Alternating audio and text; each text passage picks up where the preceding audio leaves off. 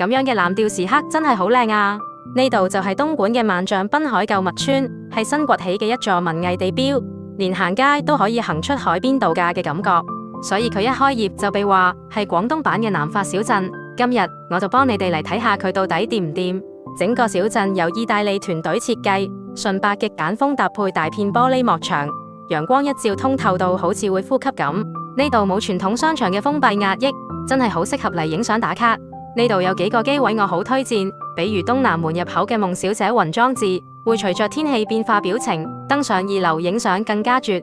夜晚仲會有燈光，仲有中心大道嘅音樂噴泉，建築倒影喺水裏面，隨手影都係度假感。綠洲廣場嘅南法市集，手風琴聲裏面飄住花香，仿佛穿越到普羅旺斯嘅傍晚。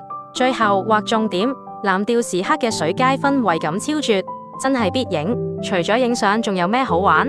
首先行街只係其中一個場景，仲可以追一場街頭戲劇，演員會走到你身邊互動，或者帶住寵物去草坪上等區地去社交。你喺一旁悠閒飲咖啡，甚至乜都唔做，瞓喺凳仔度睇日落，望住個太陽從玻璃屋檐慢慢咁滑落去。傍晚等喺中心湖邊睇水秀，點亮成個個藍調時刻。鬆弛感係呢度唯一嘅規則，慢慢行，慢慢睇，慢慢被自然同美景治癒。